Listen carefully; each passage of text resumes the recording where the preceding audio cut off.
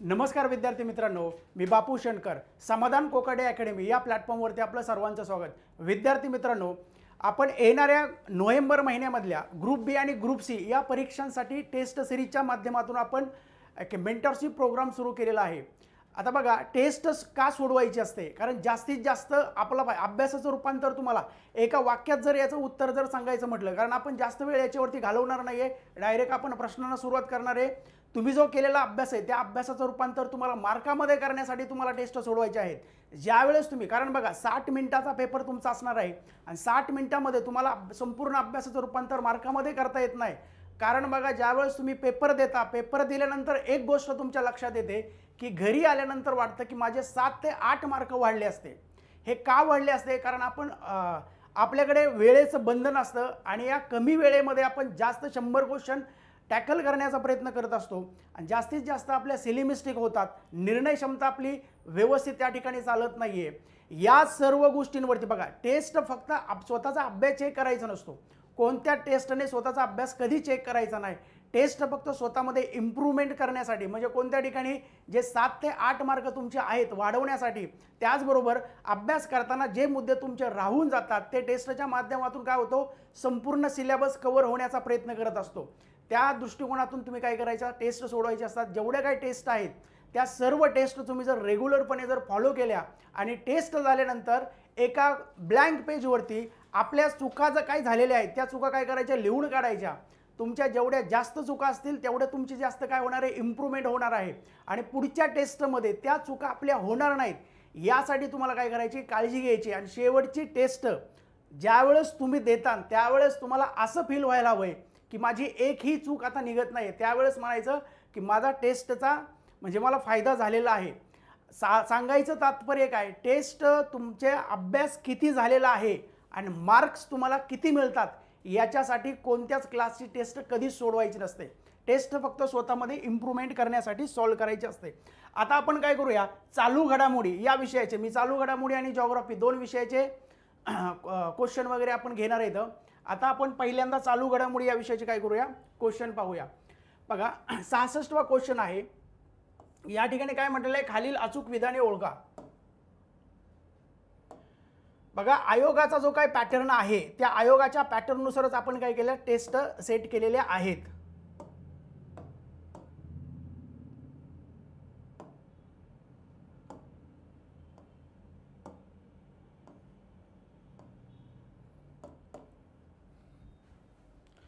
बघा, ज्यावेळेस तुम्ही चालू घडामोडीची तयारी करत असता, चालू घडामोडीची तयारी करताना चालू घडामोडी हा फक्त 15 मार्कासाठी नाही आहे, तर चालू घडामोडी संपूर्ण जीएच्या दृष्टिकोनातून महत्त्वाचा आहे. म्हणजेच काय, तुम्हाला कोर करंटचा जे 15 प्रश्न असतात त्या 15 प्रश्नाचा विचार करावा लागतो. त्याचबरोबर चालू घडामोडींमुळे संपूर्ण जीएसमधून प्रश्न विचारले जातात. फक्त पॉलिटी आणि इकॉनॉमिक्स या दोनच विषयामधून प्रश्न विचारले जात नाहीत. करंट बेसचे प्रश्न म्हणजेच काय, अभ्यासक्रमातल्या एखाद्या टॉपिकवरती जर एखादी न्यूज जर म्हणजे घडामोड जर घडत असेल तर त्यावरती आयोग काय करतो, तुम्हाला जीएस मधून प्रश्न विचारत असतो.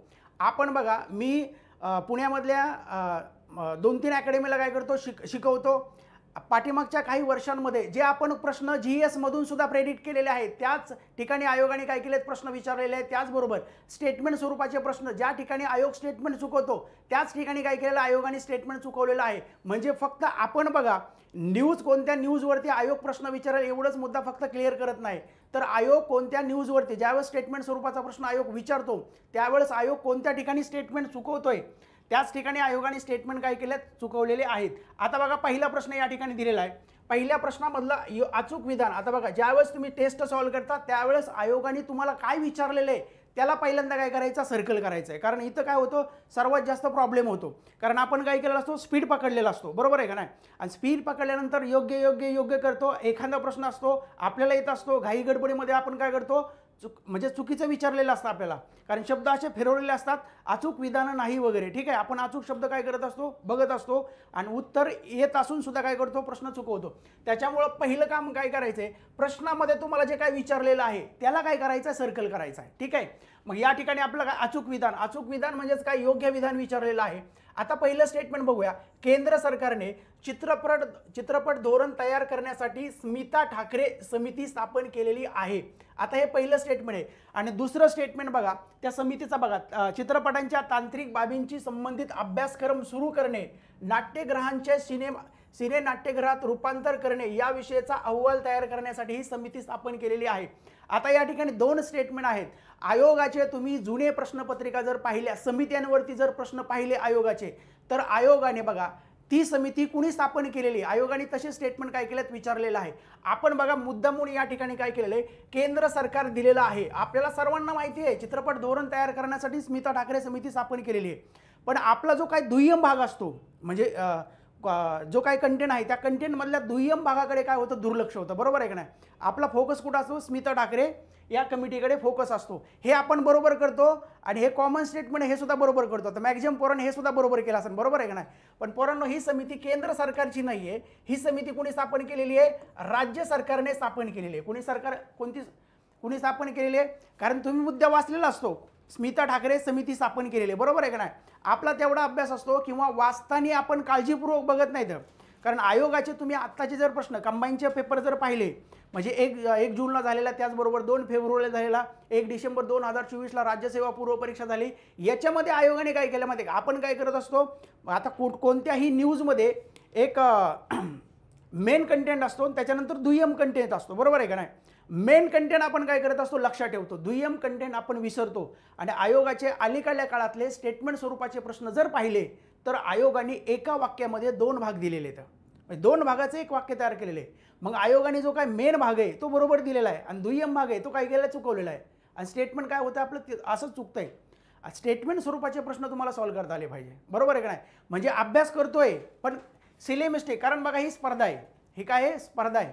आणि विद्यार्थ्यांना स्पर्धेमध्ये जेवढं जास्तीत जास्त गोंधळात टाकता येईल तेवढा आयोग काय करतोय, टाकतोय. कारण आयोगाला पाठांतर करणारा अधिकारी नको आहे, आयोगाला विचार करणारा अधिकारी हवा आहे.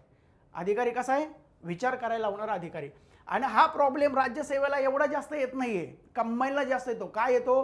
कारण स्पीड पकडलेला असतो. आपल्या डोक्यात असं 60 मिनिटं 100 क्वेश्चन. बरोबर आहे का नाही?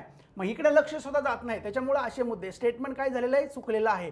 दुसरं स्टेटमेंट जनरल स्टेटमेंट लक्षात ठेवा. हे मुद्दामून आपण का टाकलेलं आहे? ज्या वेळेस आयोगाचा पॅटर्न जर तुम्ही बघितला, एखादं जनरल स्टेटमेंट जर असेल तर आयोग शक्यतो ते चुकीचं देत नाही. ठीक आहे? त्याच्यामुळे आपण काय केलेलं आहे, हे असं स्टेटमेंट टाकलेलं आहे. दुसरं स्टेटमेंट काय आहे, बरोबर आहे. आणि या ठिकाणी आपलं काय विचारलेलं आहे, अचूक विचारलेलं आहे. म्हणजे आपला पर्याय क्रमांक काय आहे, 2 आहे.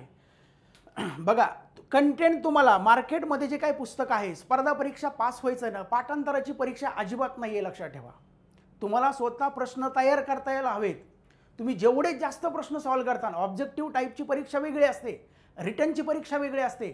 याच्यामध्ये तुम्ही जेवढे जास्त प्रश्न सॉल्व्ह करता, जेवढे जास्त प्रश्न तयार करता, तुम्हाला ही प्रश्न तयार करता यायला हवेत. प्रश्न तयार करता येणे म्हणजे स्पर्धा परीक्षेची तयारी करणे, पाठांतर करणे म्हणजे स्पर्धा परीक्षेची तयारी नाही आहे.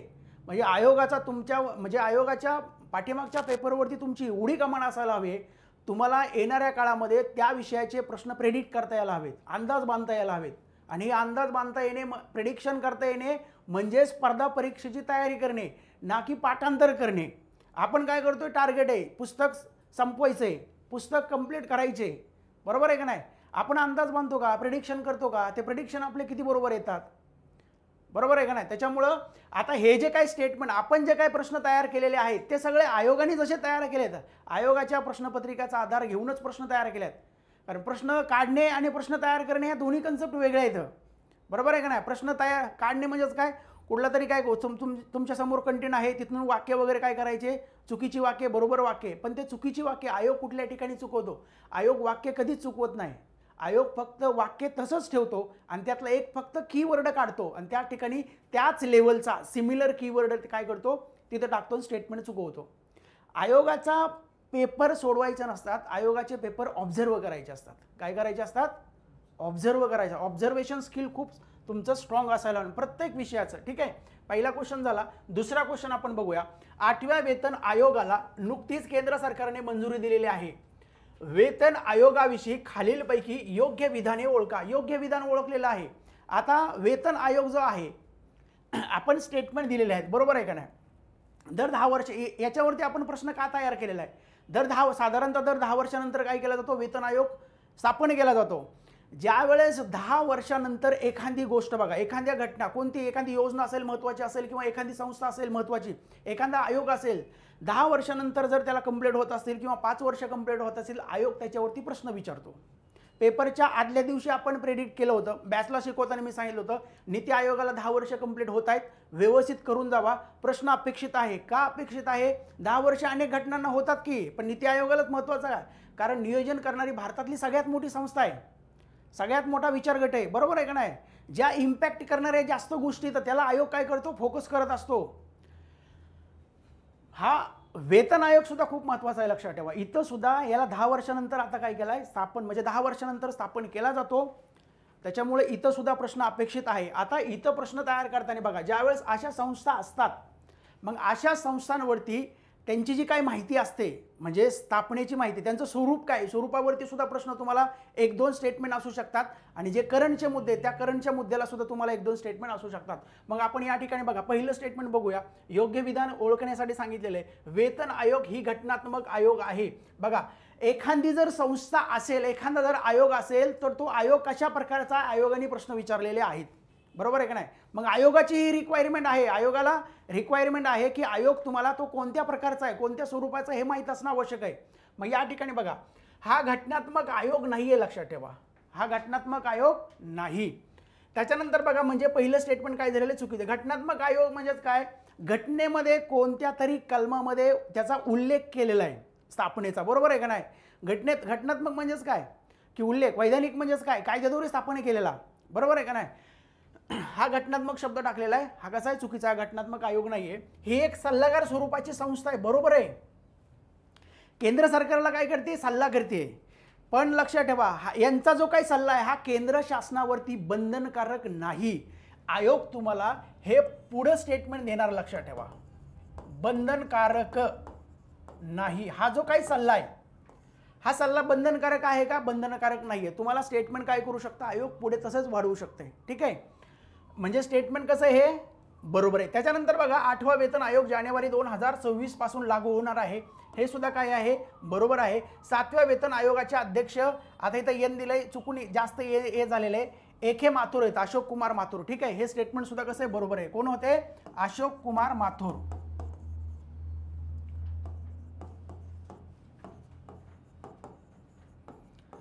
कारण लेटेस्ट बघा, एखादे जर आयोग असतील, तर आयोग तुम्हाला किमान त्याच्या अगोदरचा माहीत असणं गरजेचं आहे आणि पहिला एक माहीत असणं गरजेचं आहे. बरोबर आहे का नाही? पहिला कधी स्थापन केला होता? 1946ला पहिल्यांदा स्थापन केलेला आहे. त्याच्यानंतर हा स्थापन कधी केलेला आहे? स्थापन करणे वेगळे वर्ष आणि लागू करण्याचं वेगळं वर्ष आहे. ठीक आहे, 2007वा वेतन आयोग कधी लागू केला होता, म्हणजे स्थापन कधी केला होता?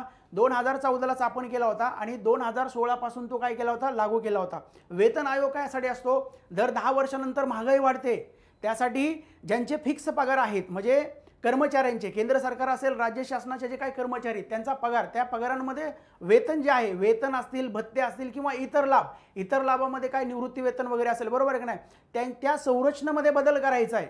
मग त्या शिफारशी काय केल्या जातात? केंद्र शासनाला पाठवल्या जातात. बरोबर आहे का नाही? मग केंद्र शासन त्या स्वीकारायच्या आहेत का, त्याच्यात थोडाफार बदल करायचा, हे काय करू शकतं?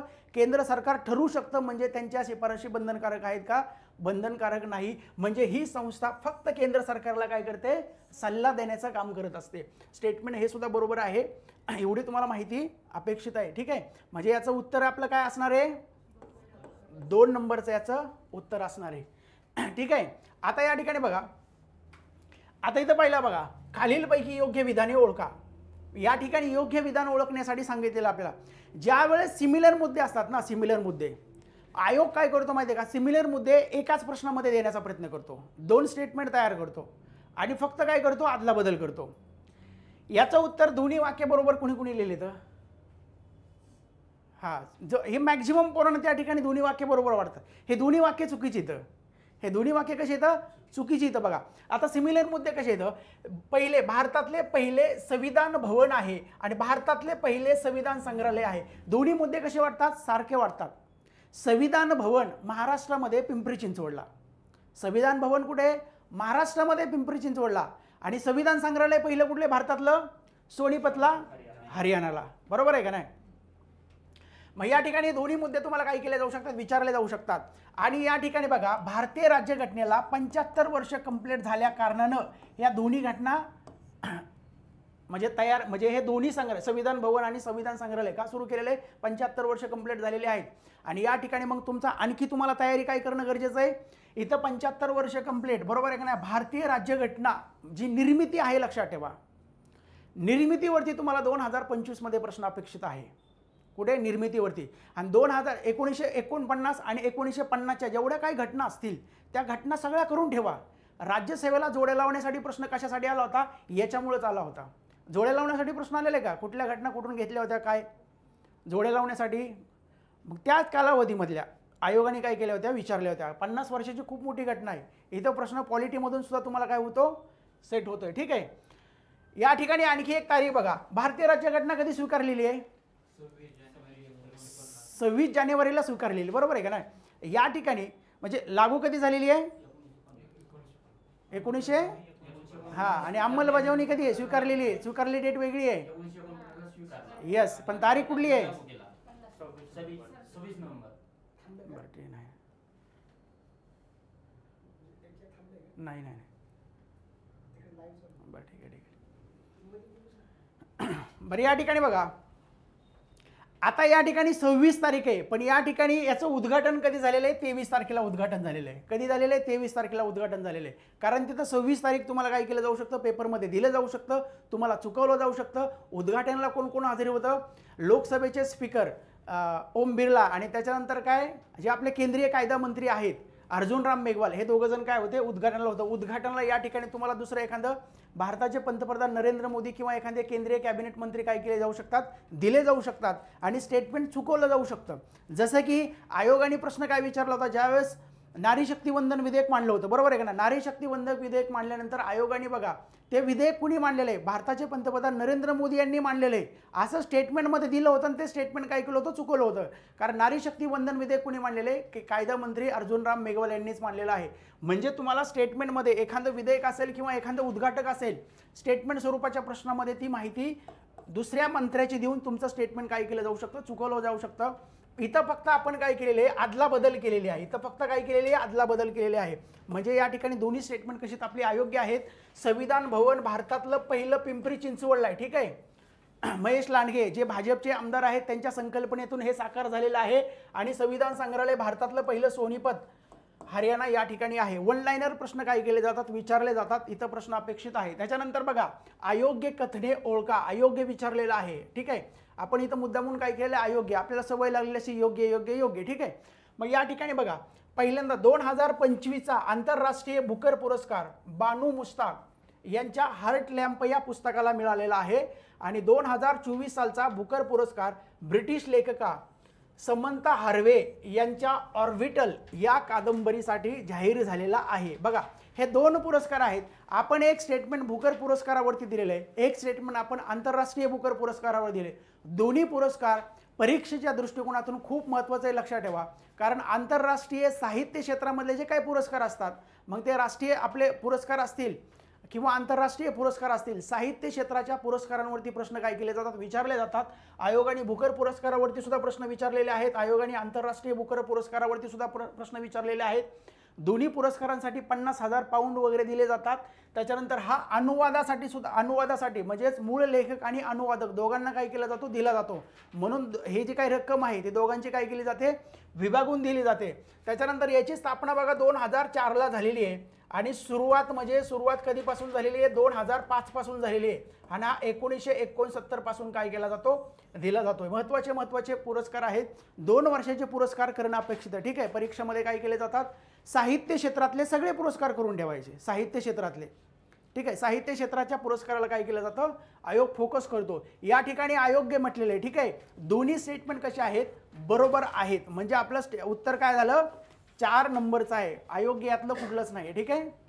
त्याच्यानंतर बघा, दिनेश वाघमारे हे अलीकडे बातम्यांमध्ये होते, त्याबाबत खालीलपैकी योग्य विधाने ओळखा. योग्य विधान या ठिकाणी आपल्याला ओळखायला सांगितलेलं दिनेश वाघमारे यांचं. आता या ठिकाणी बघा, हे राज्य निवडणूक आयुक्त आहेत. हे कोण आहेत, राज्य निवडणूक आयुक्त आहेत. आणि या ठिकाणी बघा, राज्य निवडणूक आता 2025मध्ये आता स्थानिक स्वराज्य संस्थांच्या निवडणुका होणार आहेत आणि स्थानिक स्वराज्य संस्थांच्या निवडणुका होत असल्या कारणानं हा मुद्दा खूप महत्त्वाचा आहे, लक्षात ठेवा. तुम्ही 2024ला जर बघितलं, लोकसभेच्या इलेक्शन पार पडले, विधानसभेचे इलेक्शन पार पडले, त्याच्यानंतरचे आयोगाचे प्रश्न बघा. निवडणुकीच्या रिलेटेड ज्या काही घटनात्मक तरतुदी आहे त्या तरतुदींवरती आयोगाने काय केलेत, प्रश्न विचारलेले आहेत. त्याच्यामुळे स्थानिक स्वराज्य संस्थांमधला जो निवडणूक विषयक जो काय पार्ट आहे तो व्यवस्थित करून ठेवायचा आहे, कारण परीक्षेमध्ये त्याच्यावरती प्रश्न हमखास तुम्हाला 2025मध्ये विचारले जाणार आहेत. मग आपण याच्यामधलं एक एक स्टेटमेंट काय करूया बघूया. ठीक आहे, खूप महत्त्वाची व्यक्ती आहे, इथं प्रश्न अपेक्षित आहे. महाराष्ट्राचे 2025 पासून हे 8वे राज्य निवडणूक आयुक्त आहेत. या ठिकाणी बघा हे 7वे येतं. कितवे येतं? 7वे. आता या ठिकाणी आयोगाचे तुम्ही अलीकडल्या काळातले जर पेपर जर बघितले, आयोगाने एक एक डिजिट काय केलेला आहे, कमी जास्त करून स्टेटमेंट चुकवलेले आहे. त्याच्यामुळं हा नंबर सुद्धा खूप महत्त्वाचा आहे. इथं तुम्हाला काय हे 7वे तर आयोग या ठिकाणी काय करू शकतो, हे चुकू शकतो तुम्हाला. ठीक आहे, पुढील 5 वर्षांसाठी ते राज्य निवडणूक आयुक्त असणार आहेत. आता या ठिकाणी बघा करंटचा सुद्धा आपण काय केलेला आहे, कंटेंट दिलेला आहे. त्याचबरोबर आयोगाविषयी माहिती सुद्धा दिलेली आहे. तुम्हाला ज्यावेळेस स्टेटमेंट स्वरूपाचा प्रश्न तयार होतो करंटच्या घटनेवरती आणि तो सिलेबसचा जर भाग असेल तर त्याच्या तरतुदीवरती सुद्धा म्हणजे प्रश्न काय केला जातो, 1-2 स्टेटमेंट असतात आणि करंटवरती सुद्धा 1-2 स्टेटमेंट असतात. अशा प्रकारे प्रश्न काय होतो, तयार होतो. म्हणजे हे स्टेटमेंट कसं आहे, हे स्टेटमेंट चुकीचं आहे. मग या ठिकाणी बघा हे महाराष्ट्राचे 2025 पासून 7वे राज्य निवडणूक आयुक्त आहेत. हे असं स्टेटमेंट काय बरोबर आहे, लक्षात ठेवा. ज्यावेळेस तुम्ही पेपर सॉल्व्ह करताय, तुम्ही ज्यावेळेस प्रश्नपत्रिका कुठली टेस्ट, एखादं जे चुकीचं स्टेटमेंट आहे ते बरोबर केल्याशिवाय पुढचा प्रश्न घ्यायचा नाही आहे. कारण चुकीचं स्टेटमेंट आयोग तुम्हाला बरोबर करून देऊ शकतो. आयोगाचा रिपिटेशनमध्ये काय असतं, ज्यावेळेस तुम्ही PYQ सॉल्व्ह करत असता त्यावेळेस आयोगाने काय केलेलं आहे की जे चुकीचे स्टेटमेंट आहे पुढच्या वेळेस विचारताना ते बरोबर करून विचारलेलं आहे, किंवा जे बरोबर स्टेटमेंट आहे ते पुढच्या वेळेस काय केलेलं आहे, चुकीचं करून विचारलं आहे. त्याच्यामुळं क्वेश्चन चुकीचं स्टेटमेंट आपण काय करतो, प्रश्न सॉल्व्ह करतो, उत्तर बरोबर आहे का चुकीचं आलेलं आहे ते करतो आणि पुढे जातो. बरोबर आहे का? तसं करायचं नाही आहे. चुकीचे स्टेटमेंट बरोबर करायची आणि त्याला रिव्हिजन द्यायचे असतात, पेपरला रिव्हिजन द्यायचे असतात. टेस्ट पेपर झाल्यानंतर तुमच्या चुका काय झालेल्या त्या सारख्या चुका काय कराव्या लागतात, पाहावे लागतात. दुसरं स्टेटमेंट काय आहे, बरोबर आहे. निवडणूक असतील, ठीक आहे, पुनर्नियुक्तीसाठी हे पात्र नाही. ठीक आहे, 5 वर्षांचा कार्यकाल असतो, पुनर्नियुक्तीसाठी हे पात्र नाही. तसंही स्टेटमेंट आयोग काय करतो, एखाद्या आयोगाच्या रिलेटेड अध्यक्षांच्या रिलेटेड जर किंवा सदस्यांच्या रिलेटेड प्रश्न जर आयोगाने टाकला तर आयोग ते पुनर्नियुक्तीसाठी पात्र आहेत का ते सुद्धा काय करतो, विचारतो. ते मूळ वर्धा जिल्ह्यातले आहे. आयोगाने जिल्ह्यात काय केलेलं विचारलं आहे. बघा ज्यावेळेस तुम्ही व्यक्तिविशेष कंप्लीट म्हणजे कव्हर करत असता, जर भारतातली एखादी जर व्यक्ती असेल तर तुम्हाला ती व्यक्ती कोणत्या राज्याची आहे हे माहीत असणं आवश्यक आहे. कारण आयोग भारतातल्या व्यक्तींवरती आयोगाने राज्य विचारलेले आहेत. आणि जर महाराष्ट्राची जर व्यक्ती असेल तर तुम्हाला जिल्हा माहीत असणं गरजेचं आहे. ठीक आहे, आयोगाने काय केलं, महाराष्ट्राच्या व्यक्तीचा जिल्हा विचारलेला आहे, जिल्हा माहीत असणं गरजेचं आहे. खेळाडूंचे जिल्हे सुद्धा लक्षात ठेवा, खेळाडूंचे जिल्हे सुद्धा आयोगाने काय केलेत, विचारलेले आहेत. आणि जर देशातली जर व्यक्ती असेल तर आयोग काय करतो, राज्य विचारतो. ठीक आहे, कारण बघा राज्यसेवेला 2 व्यक्तिविशेषवरती प्रश्न विचारला, दोन्ही प्रश्नामध्ये आयोगाने काय केले, राज्य विचारलेलं आहे. तिसरं स्टेटमेंट बरोबर आहे. 24 एप्रिल 1994 रोजी महाराष्ट्र राज्य निवडणूक आयोगाची स्थापना झालेली आहे. आता या ठिकाणी नियुक्ती झालेली आहे आणि यांची भूमिका आता, कारण बघा जे स्थानिक स्वराज्य संस्थांचे इलेक्शन होणार आहेत, बरोबर आहे की नाही, याच्यामध्ये ही महत्त्वाची खूप भूमिका असणार आहे. कंडक्ट करण्याची जबाबदारी कुणाची आहे, यांचीच आहे. म्हणून स्थापना वर्ष देणार आहे, बरोबर आहे की नाही. 24 एप्रिल कुठला दिवस असतो, लक्षात ठेवा. यस, म्हणून या ठिकाणी मी 24 तारीख टाकलेली आहे. मग इथंच आपला काय होतो, गोंधळ होतो. पण 24 तारखेला स्थापन झालेला नाही आहे, 26 एप्रिलला आयोग स्थापन झालेला आहे. कधी झालेला आहे, 26 एप्रिल 1994ला आयोग काय झालेला आहे, स्थापन झालेला आहे. आपण दिवस पाठ केलेला असतो 24 एप्रिलचा आणि इथंच काय करतो, आपली चूक होते. बघा कन्सेप्ट क्लिअर करायचे असतात, प्रश्नातून काय करायचे असतात, कन्सेप्ट क्लिअर करायचे असतात. ठीक आहे, कारण बघा तुम्ही जो पेपर सॉल्व्ह करताय जेवढ्या तुमच्या सिली मिस्टेक होतील तेवढा तुमचा काय फायदा आहे. म्हणजे याचं उत्तर काय असणार आहे, याचं उत्तर 1 असणार आहे. त्याच्यानंतरचा क्वेश्चन आपण बघूया. एक देश एक निवडणूक म्हणजेच काय, 1 नेशन 1 इलेक्शन. अलीकडे बातम्यांमध्ये होते त्याबाबत अचूक नसलेले विधान ओळखा. अचूक नसलेलं विधान म्हणजेच कोणतं विधान, चुकीचं विधान या ठिकाणी आपल्याला ओळखायला सांगितलेलं आहे. आता बघा 1 नेशन 1 इलेक्शनवरती 2025 मधल्या कोणत्या ना कोणत्या परीक्षेमध्ये हमखास तुम्हाला प्रश्न विचारला जाणार आहे. हा चालू घडामोडीचा भाग आहे, बरोबर आहे का नाही. पण ज्यावेळेस बघा एखादी घटना, चालू घडामोडीची घटना ज्यावेळेस अभ्यासक्रमाचा भाग असतो, ही उद्याचा काय आहे, अभ्यासक्रम आहे. हा उद्याचा काय आहे सिलेबस, बरोबर आहे का नाही. मग या ठिकाणी नारी शक्ती वंदन विधेयकावरती आयोगाने प्रश्न विचारले राज्यसेवेला. तुम्हाला वन नेशन वन इलेक्शनवरती, कारण निवडणूक विषयक सर्वात मोठी सुधारणा आहे भारतामधली आत्तापर्यंतची. आणि जर भारतामधली आत्तापर्यंतची सर्वात मोठी निवडणूक सुधारणा जर असेल तर याच्यावरती तुम्हाला हमखास प्रश्न विचारला जाणार आहे. वन नेशन वन इलेक्शन म्हणजेच काय, लोकसभा विधानसभेचे इलेक्शन काय करायचे, एकत्र पार पाडायचे आहेत. त्यासाठी रामनाथ कोविंद यांच्या अध्यक्षतेखाली काय केली होती, समिती स्थापन केली होती. आपण एक एक काय करूया बघूया. 130वे हे घटना दुरुस्ती विधेयक आहे. या ठिकाणी बघा, आयोगाने जर तुम्हाला स्टेटमेंट स्वरूपाचे असे प्रश्न जर विचारले ना, असे स्टेटमेंट जर टाकले तर तुम्हाला इथं नंबरवरती काय केलं जाईल, चुकवलं जाईल. हे कितवं विधेयक आहे, 129वे विधेयक आहे. आणि नारी शक्ती वंदन विधेयक कितवं आहे, 128वे. याच्यावरती आयोगाने प्रश्न विचारलेला आहे. नारी शक्तीवरती आयोगाने काय केलेला आहे, प्रश्न विचारलेला आहे. आणि दोन्ही विधेयकं कोणी मांडलेली आहेत, भारताचे केंद्रीय कायदा मंत्री अर्जुन राम मेघवाल यांनी मांडलेली आहेत. म्हणजे पहिलं स्टेटमेंट काय झालेलं, चुकवलेलं आहे. करेक्शन करताना इथं 129 मानायचं, ठीक आहे. या घटना दुरुस्ती विधेयकाने नवीन 82 या कलमाचा काय केलेला आहे, समावेश केलेला आहे, बरोबर आहे. कोणकोणती कलमं ऍड केलेले आहेत, बदल केलेले आहेत. आयोगाने असा वन लाईनर प्रश्न सुद्धा काय केलेला विचारलेला आहे. बघा, एक देश एक निवडणूक विषयावरील अहवाल रामनाथ कोविंद समितीने मार्च 2024 मध्ये काय केलेला आहे, सादर केलेला आहे. हे सुद्धा बरोबर आहे. बघा, समिती स्थापन कधी झालेली आहे, 2 सप्टेंबर 2023 ला समिती स्थापन झालेली आहे. ही डेट तुम्हाला परीक्षेमध्ये डायरेक्ट विचारली जाऊ शकते, कारण आयोगाने समित्यांच्या डेट आणि अहवाल कधी सादर केलेला आहे हे दोन्ही मुद्दे काय केलेत, विचारलेले आहेत. डेट तुम्हाला डायरेक्ट वन लाईनर काय केले जाऊ शकते, विचारले जाऊ शकते, किंवा स्टेटमेंट स्वरूपामध्ये एखादं स्टेटमेंट याचं दिलं जाऊ शकतं, ठीक आहे.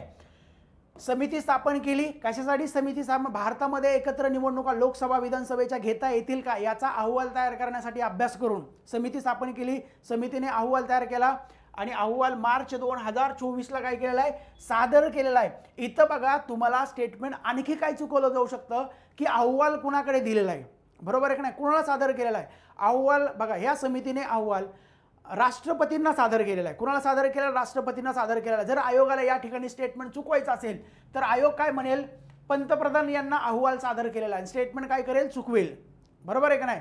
अहवाल कुणाला सादर केला, राष्ट्रपतींना अहवाल सादर केला. स्टेटमेंट कसं आहे, बरोबर आहे, कारण जनरल स्टेटमेंट याच्यामध्ये तो आपण उल्लेख केलेला आहे का, उल्लेख केलेला नाही. आणि तिसरं स्टेटमेंट, हे विधेयक लोकसभेमध्ये कायदा मंत्री अर्जुन राम मेघवाल यांनी मांडलेलं आहे. आणि सेम राज्यसेवेला आयोगाने असाच प्रश्न विचारला होता, असं स्टेटमेंट टाकलं होतं. नारी शक्ती वंदन विधेयक कुणी मांडलेलं आहे, म्हणजे कुणी मांडलेलं स्टेटमेंट दिलं होतं, भारताचे पंतप्रधान नरेंद्र मोदी यांनी हे विधेयक मांडलेलं आहे. स्टेटमेंट काय केलं होतं, चुकीचं केलं होतं. इथं बघा, इथं साधा मंत्री देणार नाहीये, म्हणजे असाच व्यक्ती टाकला, असाच मंत्री देईन की याच्या म्हणजे ताकदीचा यांच्यापेक्षा वरचढ, बरोबर आहे का नाही. इथं जे पहिले टॉप 3 जे आहेत का नाही त्यांचीच नावं कोणाच तरी देतील. त्याच्यामुळं आणि असं हे अगोदर डिस्कशन केलं होतं आम्ही, लक्षात ठेवा. कारण आयोग प्रश्न सेट कसे करतो, तयार कसे करतो, पेपर सेटरचा माइंडसेट तुमच्याकडे असला पाहिजे. आयोग कुठल्या ठिकाणी, कारण ठराविक जर तुम्ही व्यवस्थित जर ऑब्झर्वेशन केलं आयोगाच्या पेपरचं तर तुम्हाला हे प्रिडिक्शन काय करता येतं, बांधता येतं. हे स्टेटमेंट सुद्धा कसं आहे, बरोबर आहे, ठीक आहे. त्याच्यानंतर आपल्याला काय विचारलं आहे, अचूक नसलेलं म्हणजे चुकीचं विचारलेलं आहे. फक्त पहिलं स्टेटमेंट काय आहे, चुकीचं आहे, म्हणजे आपला पर्याय क्रमांक काय झाला, 3 क्रमांक चुकीचा आहे. त्याच्यानंतर बघा, खालील योग्य विधाने ओळखा. योग्य विधाने या ठिकाणी ओळखायला सांगितलेले आहेत. बघा, सध्या भारतामध्ये सर्वात गाजत असलेला मुद्दा म्हणजे कुठला आहे, समान नागरी कायदा आहे. कारण तो BJPचा एक निवडणुकीचा अजेंडा सुद्धा होता, बरोबर आहे का नाही. आणि आता भारताच्या राज्यांमध्ये, ठराविक राज्यांमध्ये महाराष्ट्राच्या मुख्यमंत्र्यांनी सुद्धा बोलून दाखवले की महाराष्ट्रामध्ये लवकरच समान नागरी कायदा काय होणार आहे, म्हणजे तयार केला जाईल. तयार केल्यानंतर परत मग लागू केला जाईल, बरोबर आहे का नाही. मग या ठिकाणी आपण बघूया स्टेटमेंट काय काय. समान नागरी कायदा लागू करणारे उत्तराखंड हे भारतातील दुसरे राज्य आहे. स्टेटमेंट कसं आहे, बरोबर आहे. आता या ठिकाणी कुठल्या कीवर्डचा वापर केलेला नाही. पेपरमध्ये बघा न्यूज होत्या, आर्टिकल होते की समान नागरी कायदा लागू करणारं उत्तराखंड हे पहिलं राज्य आहे, असं जनरल स्टेटमेंट होतं. पण ते जनरल स्टेटमेंट ते दुसरं आहे, लक्षात ठेवा. स्वातंत्र्यानंतर हा कीवर्ड असायला पाहिजे. स्वातंत्र्यानंतरचा कीवर्ड जर असेल ते उत्तरांमध्ये काय होणार आहे, बदल होणार आहे. कारण गोवा राज्याने 1867लाच काय केलेला आहे, समान नागरी कायदा लागू केलेला आहे. 1867ला, ते सुद्धा तुम्हाला म्हणजे स्वातंत्र्यापूर्वी सुद्धा भारतामध्ये एका राज्यामध्ये समान नागरी कायदा होता आणि स्वातंत्र्यानंतर समान नागरी कायदा लागू करणारं उत्तराखंड हे भारतातलं पहिलं राज्य आहे. पण तुम्हाला जनरल स्टेटमेंट जर असं विचारलं, मग तुम्हाला जर असं जनरल स्टेटमेंट टाकलं की भारतातलं समान नागरी कायदा लागू करणारं उत्तराखंड हे दुसरं राज्य आहे, तर बरोबर आहे आणि स्वातंत्र्यानंतरचं पहिलं राज्य आहे. ठीक आहे, त्याच्यामुळे स्वातंत्र्य हा शब्द खूप महत्त्वाचा आहे. ठीक आहे, पहिलं. त्याच्यानंतर उत्तराखंडमध्ये समान नागरी कायद्याची अंमलबजावणी 27 जानेवारी 2024 पासून सुरू झालेली आहे. स्टेटमेंट चुकीचं आहे, लक्षात ठेवा. अंमलबजावणीची डेट आयोगाने भरपूर वेळा काय केलेली विचारलेली आहे. मग ते पूर्व परीक्षामध्ये सुद्धा विचारलेले आहे. कायद्यांमध्ये ज्या ज्या परीक्षांमध्ये कायदे होते त्या कायद्यांमध्ये काय केलेत आयोगाने अंमलबजावणीची डेट विचारलेली आहे. इथं 2025 आहे फक्त. इथं आयोग तुम्हाला काय करू शकतो, चुकवू शकतो. ठीक आहे, इथं 2024 नाही, इथं काय आहे 2025. म्हणजे अंमलबजावणी कधी झालेली आहे, 2025 पासून झालेली आहे. म्हणजे स्टेटमेंट काय आहे, चुकीचं आहे. या कायद्यातून आदिवासी समुदायांना वगळण्यात आलेलं आहे. हे सुद्धा कसं आहे, बरोबर आहे, लक्षात ठेवा. कारण हा मुद्दा आपल्याकडून दुर्लक्षित होतो, लक्षात ठेवा. म्हणजे कायद्यातून कुणाला वगळलेलं आहे असे मुद्दे तुम्हाला पेपरमध्ये काय केले जाऊ शकतात, टाकले जाऊ शकतात. स्टेटमेंट कसं आहे, बरोबर आहे. त्याच्यानंतर या कायद्याचा मसुदा तयार करण्यासाठी जी समिती नेमली ती समिती सुद्धा तुम्हाला काय केली जाऊ शकते, विचारली जाऊ शकते. रंजना प्रकाश देसाई समिती स्थापन केली होती. समित्यांवरती प्रश्न हमखास असतात बघा, लक्षात ठेवा. मग समित्यांवरती आयोग ऑनलाईनवर प्रश्न सुद्धा विचारतो, स्टेटमेंट स्वरूपाचे प्रश्न सुद्धा विचारतो. आरक्षणाच्या रिलेटेड ज्या काही समित्या आहेत त्या समित्या करून ठेवायच्या, कारण ते चर्चेतले मुद्दे आहेत. ठीक आहे, कारण ज्या समितीने मसुदा तयार केलेला आहे ती समिती तुम्हाला काय केली जाऊ शकते, विचारली जाऊ शकते. याच्यामध्ये बघा अकड ऑप्शन कोणत्या ठिकाणी दिसतो आपल्याला, 2 नंबरला दिसतो. ठीक आहे, याच्यामध्ये फक्त एकच स्टेटमेंट चुकीचं आहे. कोणतं, लागू कधी झालेली आहे. आणि समान नागरी कायदा म्हणजे आता भरपूर मुलांना काय गैरसमज, समान नागरी कायद्यामध्ये सगळे कायदे काय झाले, कॅन्सल झाले आणि सगळ्यांना समान एका लेवलला आले. समान एका लेवलला नाही आहे, लक्षात ठेवा. ठराविक विषय त्याच्यामध्ये, मग त्याच्यामध्ये विवाह असेल, घटस्फोट असेल, वारसा हक्काचे रिलेटेड काय गोष्टी असतील, बरोबर आहे का नाही. हे सर्व धर्मात आहे. कारण भारतामध्ये हे जे काही विषय आहेत त्या वेगवेगळ्या धर्मातील लोकांना वेगवेगळे नियम होते. आता हे नियम काय होणार, सर्व धर्मातील लोकांना सारखे लागू होणार आहेत. ठीक आहे, कारण तसं एखादं स्टेटमेंट तुम्हाला काय केलं जाऊ शकतं, दिलं जाऊ शकतं. नंतरचा क्वेश्चन आपण बघूया. भारतामध्ये 3 नवीन फौजदारी कायद्याची 100% अंमलबजावणी करणारे खालीलपैकी भारतातले पहिले राज्य केंद्रशासित प्रदेश कोणते आहे. इथं वन लाईनर प्रश्न डायरेक्ट तुम्हाला काय केला जाऊ शकतो, विचारला जाऊ शकतो. याचं उत्तर आहे चंदीगड. 100% अंमलबजावणी करणार आहे म्हटलं. कुठलं, 100% अंमलबजावणी करणार. तुम्हाला आणखी एक डेट या ठिकाणी विचारली जाऊ शकते की हे कायदे हे भारतामध्ये कधी लागू केलेले आहेत. भारतामध्ये कधी लागू केलेले आहेत, 1 जुलै 2024ला भारतामध्ये हे कायदे काय केले तर लागू केलेले आहेत. ही डेट तुम्हाला काय केली जाऊ शकते, विचारले जाऊ शकते. इथं वन लाईनर प्रश्न इथं अपेक्षित लक्षात ठेवा. कारण बघा जे काही ब्रिटिशांनी तयार केलेले कायदे आहेत त्या कायद्यांमध्ये फक्त नवीन हे कायदे नाहीत, त्या कायद्यांमध्ये आपण काय केलं, नावं बदललेली आहेत आणि थोडंफार कलमांमध्ये काय केलेलं, बदल केलेला आहे. फक्त कायद्यांमध्ये बदल केलेला आहे. ठीक आहे, आणि या कायद्याची अंमलबजावणी कधीपासून झालेली, 1 जुलै 2024 पासून. ही तारीख तुम्हाला परीक्षेमध्ये विचारली जाऊ शकते. ठीक आहे, नंतरचा क्वेश्चन आपण बघूया. आतापर्यंत दिल्लीचे मुख्यमंत्रीपद खालीलपैकी कोणकोणत्या महिलांनी भूषवलेलं आहे. बघा या ठिकाणी आपण याच्यावरती प्रश्न का तयार केलेला आहे, कारण बघा एक महिला मुख्यमंत्री, ज्यावेळेस महिलांची कामगिरी असते, महिलांच्या कामगिरीवरती काय केले जातात, प्रश्न विचारले जातात.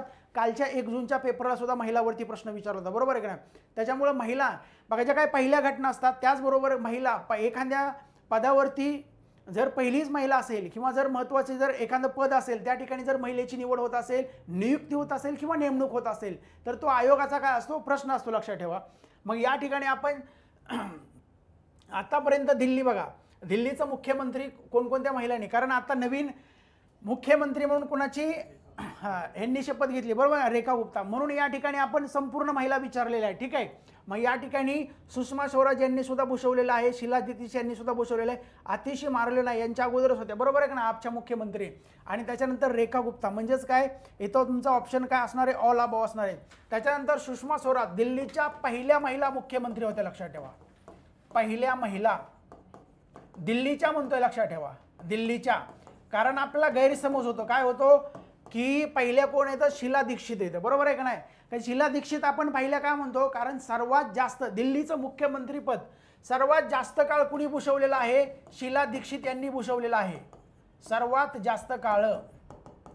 ठीक आहे, आणि त्याच्यानंतर याच्यामध्ये सर्वात तरुण कोण होत्या, सर्वात तरुण या आहे. ठीक आहे, म्हणजे तुम्हाला असे मुद्दे काय केले जाऊ शकतात, विचारले जाऊ शकतात, पण तुम्हाला किमान या महिला आहेत दिल्लीच्या मुख्यमंत्री झालेल्या, महाराष्ट्राला अजून एकही महिला मुख्यमंत्री झालेली लाभलेली नाही आहे, ठीक आहे. ह्या डायरेक्ट तुम्हाला असा प्रश्न काय केला जाऊ शकतो, विचारला जाऊ शकतो. असे मुद्दे सुद्धा तुम्हाला काय केले जाऊ शकतात, विचारले जाऊ शकतात. त्याच्यानंतर बघा, न्यायमूर्ती अनंत मनोहर बदर समिती खालीलपैकी अचूक विधाने म्हणजेच काय बरोबर विधाने या ठिकाणी ओळखायला सांगितली आहेत. बघा, खूप महत्त्वाचा मुद्दा आहे हा. का महत्त्वाचा मुद्दा आहे? कारण आरक्षणाच्या रिलेटेड मुद्दा आहे. आरक्षणाच्या रिलेटेड भारतामध्ये किंवा महाराष्ट्रामध्ये ज्या काही समित्या चर्चेमध्ये आहेत त्या सर्व समित्या काय करायच्या, करून ठेवायच्या. परीक्षेमध्ये विचारल्या जातील. महाराष्ट्रामध्ये जे काही मराठा आरक्षणाच्या रिलेटेड समित्या आहेत, मग ती भोसले समिती, भोसले कार्यगट असेल, त्याचबरोबर बघा शिंदे समिती, संदीप शिंदे समिती असेल, धनगर समाजाची सुधाकर शिंदे समिती असेल, या समित्या व्यवस्थित काय करायच्या, करून ठेवायच्या. ही आरक्षणाच्या रिलेटेड समिती आहे आणि सर्वोच्च न्यायालयाने दिलेल्या निर्णयानंतर वेगवेगळ्या राज्यांमध्ये अनुसूचित जातीच्या आरक्षणामध्ये उपवर्गीकरण करण्यासाठी या समित्या वेगवेगळं राज्य सरकार काय करतंय, स्थापन करतंय. म्हणजेच काय बघा, आता या ठिकाणी एक एक मुद्दा आपण काय करू, डिस्कस करूया. ही समिती राज्य सरकारने स्थापन केलेली आहे, ही समिती केंद्र सरकारने स्थापन केलेली आहे. जर एखादी समिती असेल तर हे दोन्ही मुद्दे काय करायचे, व्यवस्थित कव्हर करायचे. यातलं एक उत्तर असणार आहे, यातलं काय एक उत्तर असणार आहे. ही राज्य सरकारची समिती, कोणाची समिती आहे, राज्य सरकारची. ही केंद्र सरकारची समिती नाही, महाराष्ट्र सरकारने स्थापन केलेली समिती आहे. कुणी केलेली आहे, महाराष्ट्र सरकारने. अनुसूचित जातीच्या आरक्षणाचे उपवर्गीकरण करण्यासाठी ही समिती स्थापन केलेली आहे. अनुसूचित जाती म्हणजे अनुसूचित जातीचं जे काही आरक्षण आहे त्या अनुसूचित जातीमध्ये वेगवेगळे भरपूर समुदाय आहेत आणि स्वातंत्र्यानंतर जे काय आरक्षण दिलेलं आहे सर्व समुदायांना या आरक्षणाचा लाभ भेटलेला नाही. ठराविकच समुदायांनी काय केलेलं आहे, या आरक्षणाचा लाभ भेटलेला आहे. म्हणजे आरक्षण सर्वांना लाभ भेटला पाहिजे, लाभ भेटलेला आहे का, भेटलेला नाहीये. मग याच्यासाठी काय करायचं, याचं उपवर्गीकरण करायचंय सर्व समुदायांना. मग त्याच्यामध्ये सुद्धा काय वेगवेगळ्या समुदायांना त्या आरक्षणाची काय करायची, टक्केवारी विभागून द्यायची. मग त्या समुदायानुसार आणि असं काय करायचं, वर्गीकरण करायचंय. वर्गीकरण का करायचंय, जेणेकरून त्या वर्गामधल्या सर्व समुदायांना त्या आरक्षणाचा लाभ मिळायला हवा आहे, ठीक आहे. त्याच्यामुळं उपवर्गीकरण वेगवेगळे राज्य सरकार काय केलं, ही समिती स्थापन केली आहे, करतात, ठीक आहे. त्याच्यानंतर म्हणजेच काय, हे स्टेटमेंट सुद्धा कसं आहे, बरोबर आहे. आणि ही समिती सदस्य सचिव सुद्धा तुम्हाला विचारले जाऊ शकतात, इंदिरा अस्वर आहेत. हे सुद्धा स्टेटमेंट कसं आहे, बरोबर आहे. 2 नंबरचं स्टेटमेंट फक्त काय आहे, चुकीचं आहे. या ठिकाणी तुम्हाला राज्य सरकारची समिती विचारली जाईल, केंद्र सरकारची समिती सुद्धा तुम्हाला काय केली जाऊ शकते, विचारली जाऊ शकते. राजीव गौबा समिती कशासाठी आहे, केंद्र सरकारने स्थापन केलेली अनुसूचित जातीच्या आरक्षणाचे उपवर्गीकरण करण्यासाठी आहे, ठीक आहे. बघा, आरक्षणामध्ये खूप महत्त्वाचा निर्णय आहे, लक्षात ठेवा. ज्यावेळेस असे निर्णय जे खूप इम्पॅक्ट पाडत असतात ते परीक्षेमध्ये काय केले जातात, विचारले जातात. त्याच्यामुळे याच्यावरती 2025 मध्ये प्रश्न अपेक्षित आहे, ठीक आहे. आरक्षणाच्या जेवढ्या काही घटनात्मक तरतुदी आहेत त्या घटनात्मक तरतुदी सुद्धा काय करायच्या, करून जायच्या. ज्या काही घटनादुरुस्ती असतील, घटनादुरुस्ती वगैरे, ते सुद्धा मुद्दे काय करा, व्यवस्थित करून ठेवा. या ठिकाणी फक्त 2 नंबरचं स्टेटमेंट कसं चुकीचं आहे, म्हणजे अ, क, ड हे 3 स्टेटमेंट कसे आहेत, बरोबर आहे, ठीक आहे. नंतरचा क्वेश्चन आपण बघूया. ऑस्कर पुरस्कार 97वे ऑस्कर पुरस्कार 2025 विषयी योग्य विधान या ठिकाणी ओळखण्यासाठी सांगितलेले आहे.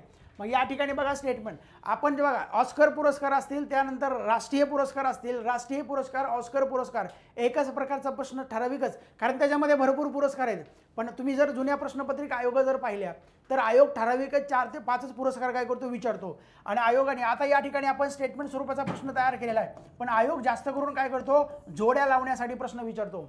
मग जोड्या लावताना प्रश्न काय, सर्वोत्कृष्ट अभिनेता, सर्वोत्कृष्ट अभिनेत्री, त्याचबरोबर सर्वोत्कृष्ट चित्रपट आणि सर्वोत्कृष्ट दिग्दर्शक, जोड्या लावण्यासाठी आयोगाने हे 4च पुरस्कार जास्त करून काय केलेले, दिलेले आहेत. त्याच्यामुळे राष्ट्रीय पुरस्कार करताना सुद्धा हे 4 पुरस्कार व्यवस्थित करून ठेवायचे. बाकीचे पुरस्कार जरी नाही झाले तरी टेन्शन घ्यायचं नाही, कारण प्रश्नाच्या उत्तरांपर्यंत काय होतं, आपल्याला जाता येतं. आणि ऑस्कर पुरस्कारावरती सुद्धा सेम त्याच प्रकारे प्रश्न काय केला जातो, विचारला जातो. या ठिकाणी आपण पहिलं स्टेटमेंट बघा, 25चे पुरस्कार आहेत. सर्वोत्कृष्ट चित्रपटाचा पुरस्कार अॅनोरा या चित्रपटाला भेटलेला आहे, हे सुद्धा वाक्य बरोबर आहे. या ठिकाणी आपण चित्रपट विचारला. त्याच्यानंतर दुसरं सर्वोत्कृष्ट अभिनेता विचारला दुसऱ्या वाक्यामध्ये, एड्रियन ब्रॉडी, हे सुद्धा बरोबर आहे. तिसरं स्टेटमेंट बघा, अभिनेत्री आपण विचारलेली आहे मायकी मॅडिसन, हे सुद्धा स्टेटमेंट कसं आहे बरोबर आहे. आणि चौथं स्टेटमेंट दिग्दर्शक आपण विचारलेले शॉन बेकर, हे सुद्धा स्टेटमेंट कसं आहे बरोबर आहे. या ठिकाणी तुम्हाला जोड्या लावण्यासाठी काय केला जातो, प्रश्न विचारला जातो. किमान 2 वर्षाचे तुम्हाला पुरस्कार करणं अपेक्षित आहे. म्हणजे या ठिकाणी आपण काय विचारलं, योग्य विधान, वरीलपैकी सर्व विधानं कशी आहेत, योग्य आहेत. नंतरचा क्वेश्चन बघूया. राम सुतार यांना नुकताच महाराष्ट्र भूषण पुरस्कार दिलेला आहे, त्यामुळे हा पुरस्कार चर्चेमध्ये होता. त्याबाबत खालीलपैकी योग्य विधान काय करा, विधान किंवा विधाने ओळखा. या ठिकाणी बघा, जे सर्वोच्च पुरस्कार, तुम्ही आयोगाच्या प्रश्नपत्रिका जर पाहिल्या, सर्वोच्च पुरस्कार आयोगाने काय केलेत विचारलेले आहेत.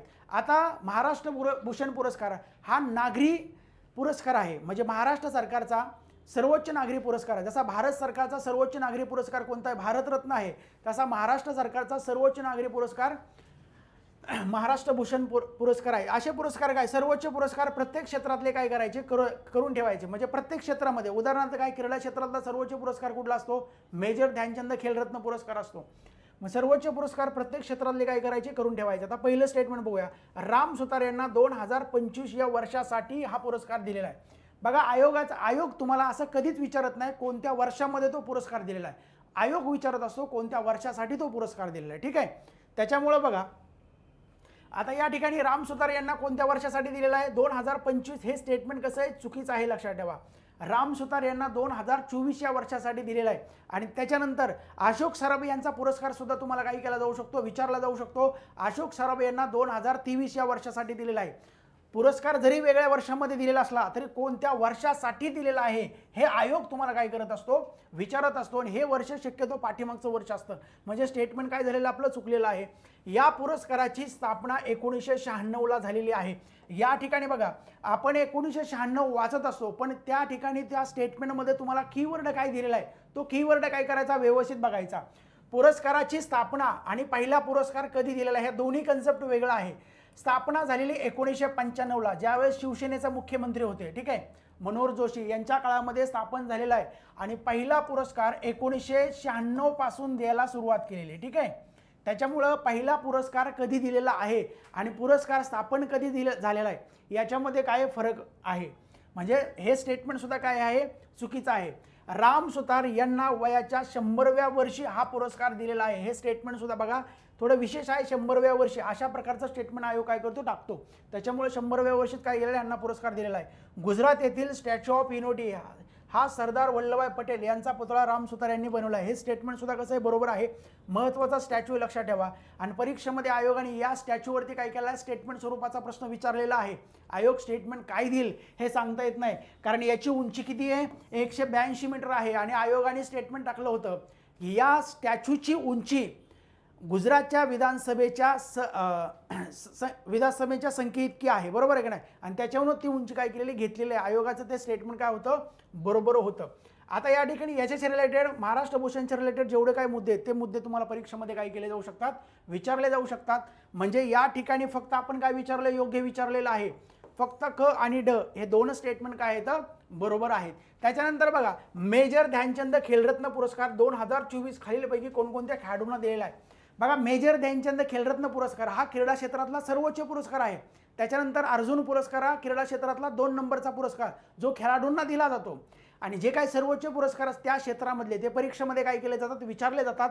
क्रीडा क्षेत्र आता सध्या ज्या काही क्रीडा घडामोडी घडत आहेत आणि त्या क्रीडा घडामोडींमध्ये भारताचं स्थान जर बघितलं, त्यामुळं क्रीडा घडामोडींवरती प्रश्न अपेक्षित आहेत. त्याचबरोबर ऑलिम्पिकची स्पर्धा झालेली आहे आणि ऑलिम्पिकच्या स्पर्धेवरती आता 2 प्रश्न सुद्धा आयोगाने काय केलेत, विचारलेले आहेत. त्याच्यामुळे 2025 मध्ये सुद्धा ऑलिम्पिकवरती सुद्धा आणखी प्रश्न काय केले जाऊ शकतात, विचारले जाऊ शकतात. क्रीडा घडामोडी सर्व करून ठेवायच्या. आता या ठिकाणी बघा, 2024ला 4 जणांना दिलेला आहे. किती जणांना दिलेला आहे, 4 जणांना दिलेला आहे. मग त्याच्यामध्ये बघा, डी गुकेश आहेत, बुद्धिबळ क्षेत्र, क्रीडा प्रकार कोणता आहे, कोणत्या खेळाशी संबंधित आहे, काय करायचं, व्यवस्थित करून ठेवायचं. कारण आयोगाने पहिला भाग काय केला होता, बरोबर दिला होता. दुसऱ्या भागामध्ये क्रीडा प्रकार चुकून स्टेटमेंट आयोगाने काय केलं, राज्यसेवेला चुकवलेले. त्याच्यामुळं कोणत्या खेळाशी संबंधित आहे हा मुद्दा सुद्धा काय करायचा, व्यवस्थित लक्षात ठेवायचा आहे. डी गुकेशवरती प्रश्न अपेक्षित आहे, लक्षात ठेवा. ज्या काही घडामोडी सध्या घडत आहेत त्यांच्यामुळे डी गुकेशवरती काय प्रश्न अपेक्षित आहे, ठीक आहे. जागतिक बुद्धिबळ स्पर्धा सुद्धा जिंकलेली आहे आणि जगातला जो सर्वात आता सध्या बुद्धिमान समजला तो मॅग्नस कार्लसन, यंदा याला काय केलं, 2 वेळा हरवलं डी गुकेशने. त्याच्यामुळे डी गुकेशवरती प्रश्न अपेक्षित आहे. त्याच्यानंतर बघा हरमनप्रीत सिंग हॉकीच्या रिलेटेड आहेत, यांना एक दिलेला आहे. मनू भाकर यांना दिला, यांच्यावरती मनू भाकरवरती डायरेक्ट तुम्हाला स्टेटमेंट स्वरूपाचा प्रश्न सुद्धा काय केला जाऊ शकतो, विचारला जाऊ शकतो. कारण एकाच ऑलिम्पिकमध्ये काय केलं, 2 मेडल जिंकलेले आहेत. बघा आयोगाने ऑलिम्पिकवरती प्रश्न विचारताना भारताच्या कामगिरीवरती प्रश्न विचारलेला नाहीये, थोडे वेगळे स्पॉन्सर विचारले होते, त्याचबरोबर बाहेरच्या देशाचे काय केले होते, मेडल्स विचारले होते. भारताच्या कामगिरीवरती आयोगाने प्रश्न विचारलेला नाही. 2025 मधल्या परीक्षांमध्ये त्यावरती प्रश्न अपेक्षित आहे. प्रवीण कुमार पॅरा ॲथलेटिक्स यांना सुद्धा दिलेला आहे आणि अर्शदीप सिंग यांना दिलेला नाही, लक्षात ठेवा. अर्शदीप सिंगला ICCचा पुरस्कार भेटलेला आहे, सर्वोत्कृष्ट T20चा पुरस्कार म्हणून चर्चेत होते, म्हणून या ठिकाणी आपली फसवणूक होऊ शकते, लक्षात ठेवा. अर्शदीप सिंग यांना, कारण ICCच्या पुरस्कारावरती सुद्धा तुम्हाला प्रश्न अपेक्षित आहेत. जसप्रीत बुमराह यांना प्रश्न म्हणजे पुरस्कार कसोटीमधला दिलेला आहे, त्याचबरोबर ऑल फॉर्मॅटमधला प्लेअर ऑफ द इयर जो काय पुरस्कार असतो तो सुद्धा जसप्रीत बुमराह यांना दिलेला आहे. T20 मधला जो आहे तो अर्शदीप सिंग यांना दिलेला आहे आणि स्मृती मानधना यांना ODI मधला दिलेला आहे पुरस्कार. हे पुरस्कार सुद्धा, कारण हे आंतरराष्ट्रीय पुरस्कार आहेत आणि आंतरराष्ट्रीय पुरस्कार ज्यावेळेस भारतीय खेळाडूंना दिले जातात ते आयोगाचे काय असतात, प्रश्न असतात, ठीक आहे. फसवण्यासाठी या ठिकाणी तुम्हाला जसप्रीत बुमराह सुद्धा दिलं जाईल, ठीक आहे. म्हणजे याचं उत्तर फक्त काय आहे, अ ब क ड, म्हणजे पहिलाच ऑप्शन या ठिकाणी आहे, ठीक आहे. नंतरचा क्वेश्चन आपण बघूया. बघा या ठिकाणी ICC cricket hall of fame, ICC hall of fame 2025 मध्ये बातम्यांमध्ये होता, त्याबाबत योग्य विधान या ठिकाणी ओळखायला सांगितलेलं आहे. आता हॉल ऑफ फेम हा ICCचा खूप मोठा सन्मान आहे, लक्षात ठेवा, आणि त्याच्यामुळं या ठिकाणी प्रश्न अपेक्षित आहे. मग 2023चे मुद्दे तुम्हाला करणं गरजेचं आहे, 2024चे मुद्दे करणं गरजेचं आहे आणि 2025चे मुद्दे करणं गरजेचं आहे. ह्या 2023, त्याच्यानंतर बघा 2024 आणि 2025 हे 3 वर्षाचे मुद्दे तुम्हाला का करायचे आहेत, कारण हे लेटेस्ट आहे, 23 जरी वाटत असलं तरी, ठीक आहे. आणि सलग 3 वर्षी भारतीय खेळाडूंचा काय झालेला आहे याच्यामध्ये समावेश झालेला आहे, म्हणून 3 वर्ष आपल्याला करून ठेवायचे. आणि शक्यतो या ठिकाणी जर आयोगाने प्रश्न विचारला तर तो स्टेटमेंट स्वरूपाचाच आयोग काय करेल, विचारेल. मग या ठिकाणी पहिलं स्टेटमेंट बघूया. आतापर्यंत या यादीमध्ये 11 भारतीय पुरुष खेळाडूंचा समावेश केलेला आहे. स्टेटमेंट कसं आहे, काय बरोबर केलं की चुकीचं केलेलं आहे, चुकीचं आहे स्टेटमेंट. का चुकीचं आहे, कारण बघा या ठिकाणी 11 खेळाडू आहेत पण हे पुरुष खेळाडू नाहीत, लक्षात ठेवा. हे 11 खेळाडू आहेत, पुरुष खेळाडू नाहीत. कारण बघा 9 पुरुष खेळाडू आहेत, किती आहेत, 9 पुरुष खेळाडू आणि याच्यामध्ये 2 महिला आहेत, 2 महिला, असे टोटल 11 इथं. तुम्हाला असं जर आयोगाने स्टेटमेंट दिलं की आतापर्यंत या यादीमध्ये ICCने 11 भारतीय खेळाडूंचा समावेश केलेला आहे, तर वाक्य कसं आहे, बरोबर आहे, लक्षात ठेवा. इथं कुठलाही पुरुष किंवा महिला उल्लेख केलेला नाही. 11 खेळाडू आहेत, खेळाडूमध्ये महिला आणि पुरुष दोन्ही येतात, पण पुरुष म्हटलं तर 9 आहेत, महिला म्हटलं तर 2 आहेत. इथं तुम्हाला पुरुष आणि महिला असा कसाही प्रश्न काय केला जाऊ शकतो, फसवण्यासाठी विचारला जाऊ शकतो. पहिलं स्टेटमेंट काय झालेलं आहे, चुकीचं आहे. 2025 मध्ये किती खेळाडूंचा समावेश झालेला आहे, 7 खेळाडूंचा समावेश झालेला आहे. ती 7 खेळाडूंची नावं सुद्धा विचारले जाऊ शकतात. या 7 खेळाडूंमध्ये भारताचे महेंद्रसिंग धोनी जे पूर्व कॅप्टन त्यांचा सुद्धा समावेश आहे, म्हणून हा मुद्दा काही चर्चेमध्ये आहे. स्टेटमेंट कसं आहे, बरोबर आहे. या यादीमध्ये राहुल द्रविड, सचिन तेंडुलकर आणि सौरव गांगुली या यादीत यांचा समावेश केलेला आहे. आता या ठिकाणी बघा राहुल द्रविडचा समावेश आहे, सचिन तेंडुलकरचा समावेश आहे, सौरव गांगुली यांचा समावेश नाही आहे. आपण बघा वीरेंद्र सहवाग यांचा सुद्धा समावेश आहे. आता ठराविक वीरेंद्र सहवाग किंवा ज्यावेळेस आपण सौरव गांगुली यांचा समावेश आहे असं ज्यावेळेस एखादं स्टेटमेंट देतील, कारण सौरव गांगुली खूप प्रतिष्ठित खेळाडू, लक्षात ठेवा, आणि भारतासाठी क्रिकेटसाठी खूप मोठं योगदान आहे. त्याच्यामुळे आपल्याला 100% या ठिकाणी जर आपला म्हणजे वाचन जर व्यवस्थित नसेल तर आपण याला काय करणार, हेच म्हणणार, लक्षात ठेवा. पण सौरव गांगुलीचा या यादीमध्ये समावेश केलेला नाही, हा मुद्दा काय करायचा, लक्षात घ्यायचा. स्टेटमेंट काय आहे, चुकीचं आहे. 2010 मध्ये पहिल्यांदा सुनील गावस्कर आणि कपिल देव या यादीत म्हणजे या दोघांचा समावेश केलेला आहे. आता या ठिकाणी बघा कपिल देवचा पहिल्यांदा समावेश केलेला असं आपल्याला वाटतं, कारण कपिल देवने काय केलेलं आहे, क्रिकेटसाठी तेवढं त्यांचं योगदान आहे, पण कपिल देव यांचा पहिल्यांदा समावेश केलेला नाही. 2010ला कपिल देव यांचा समावेश केलेला आहे, हे बरोबर आहे, लक्षात ठेवा. पण सुनील गावस्कर यांचा, आता ही यादी सुरुवातच झाली 2009ला, म्हणजे ICC हॉल ऑफ फेम सुरुवात कधी झालेला आहे, 2009 पासून ही यादी सुरू झालेली आहे. मग पहिल्यांदा भारताचे 2 खेळाडू होते, म्हणजे बेदी एक होते, बिशन सिंग बेदी आणि सुनील गावस्कर, या दोघांचा 2009ला, 2010ला कपिल देव यांचा काय केलेला आहे, समावेश केलेला आहे. म्हणजे स्टेटमेंट काय आहे, चुकीचं आहे. 23चे मुद्दे तुम्हाला विचारले जाऊ शकतात. 23ला वीरेंद्र सहवाग, त्याच्यानंतर डायना इडुल्जी आणि श्रीलंकेचे अरविंद डिसिल्वा या तिघा जणांचा समावेश केलेला आहे. म्हणजे भारताचे 2 खेळाडू होते, डायना इडुल्जी, डायना, आणि या यादीमध्ये समावेश होणाऱ्या भारताच्या पहिल्या महिला खेळाडू आहेत. इथं डायरेक्ट असाही प्रश्न स्टेटमेंट काय केलं जाऊ शकतं, Diana Edulji ICC hall of फेममध्ये समावेश होणाऱ्या भारताच्या, आता हे भारतीय नाव वाटत नाही पण हे भारतीय खेळाडू, ठीक आहे, डायना इडुल्जी. त्याच्यानंतर बघा 2024ला नीतू डेव्हिड यांचा काय झालेला आहे, नीतू डेव्हिड भारताच्या महिला खेळाडू यांचा समावेश झालेला आहे. आणि या यादीमध्ये समावेश होणाऱ्या भारताच्या दुसऱ्या महिला खेळाडू आहेत. मग याच ठिकाणी इंग्लंडचे ॲलिस्टर कुक आणि AB डिव्हिलियर्स जे RCB कडून खेळतात यांचा सुद्धा समावेश केलेला आहे. म्हणजे 23ला 3 जणांचा समावेश केला, 24ला 3 जणांचा समावेश केलेला आहे आणि 25ला 7 खेळाडूंचा समावेश केलेला आहे. एवढेच मुद्दे काय करा लक्षात ठेवा. तिन्ही वर्षी काय भारतीय खेळाडूंचा समावेश आहे, म्हणून तिथं प्रश्न काय केला जाऊ शकतो, विचारला जाऊ शकतो. या ठिकाणी आपल्याला काय विचारलेलं आहे, योग्य विधान या ठिकाणी ओळखायला सांगितले. फक्त एकच विधान योग्य आहे, म्हणजे आपला ऑप्शन क्रमांक आहे 2. आणि शेवटचा आपण क्वेश्चन बघूया. भारतीय क्रिकेट नियामक मंडळाने म्हणजे BCCIने नुकतेच जानेवारी 2025 मध्ये 2023-24 या वर्षासाठी पुरस्कार जाहीर केलेले आहेत. त्याबाबत योग्य विधाने ओळखा म्हणून असा प्रश्न काय केला विचारलेला आहे.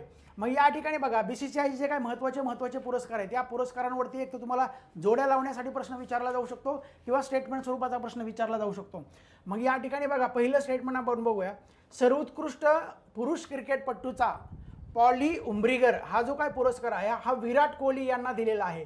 स्टेटमेंट बघा, इथं स्टेटमेंट आपल्याला चुकवायचे आहे, त्याच्यामुळे इथं चांगला खेळाडू दिला जाऊ शकतो. विराट कोहलीला दिलेला नाही आहे, जसप्रीत बुमराला दिलेला आहे. कोणाला दिलेला आहे, जसप्रीत बुमरा. आणि बुमराला भरपूर पुरस्कार भेटले 2024च्या कामगिरीसाठी. आता हा 2023-24 साठी दिलेला आहे. इथं डायरेक्ट आता मल्टिपल ज्यावेळेस पुरस्कार असतात, आपण जसा मगाशी प्रश्न तयार केला होता की दिल्लीच्या कोणी मुख्यमंत्री पद भूषवलेला आहे, तसा डायरेक्ट तुम्हाला प्रश्न विचारला जाऊ शकतो की जसप्रीत बुमरा यांना खालीलपैकी कोणकोणते पुरस्कार मिळालेले आहेत, असा डायरेक्ट 1 लाईनर प्रश्न तुम्हाला काय केला जाऊ शकतो, विचारला जाऊ शकतो. त्याच्यानंतर बघा कर्नल CK नायडू जीवन गौरव पुरस्कार, म्हणजे हे स्टेटमेंट काय झालेलं आहे, चुकी झालेलं आहे. कर्नल CK नायडू जीवन गौरव पुरस्कार कोणाला दिला, सचिन तेंडुलकर यांना दिलेला आहे. हे स्टेटमेंट कसं आहे, बरोबर आहे, लक्षात ठेवा, सचिन तेंडुलकर यांना दिलेला आहे. आणि कर्नल CK नायडू जीवन गौरव पुरस्कार हा BCCI मार्फत दिला जाणारा हा सर्वोच्च सन्मान आहे, म्हणून तुम्हाला डायरेक्ट सेपरेट इथं काय केला जाऊ शकतो, प्रश्न विचारला जाऊ शकतो. आता या ठिकाणी बघा BCCI विशेष पुरस्कार म्हणजे R अश्विन यांना दिलेला आहे. R अश्विनच्या कामगिरीमुळे BCCIने विशेष पुरस्कार काय केला, दिलेला आहे. हे स्टेटमेंट बरोबर आहे. आणि चौथं स्टेटमेंट कर्नल CK नायडू जीवन गौरव पुरस्कार फक्त क्रिकेट खेळाडूंना दिला जातो. या ठिकाणी आपण काय केलेलं आहे, थोडंफार वेगळ्या पद्धतीने स्टेटमेंट टाकलेलं आहे. फक्त क्रिकेट खेळाडू नाही आहे, क्रिकेटसाठी योगदान देणाऱ्या कोणत्याही व्यक्तीला काय केला जातो, दिला जातो. मग ती खेळाडू व्यतिरिक्त असेल. म्हणून प्रभू हे पत्रकार होते, लक्षात ठेवा, क्रिकेटचे पत्रकार.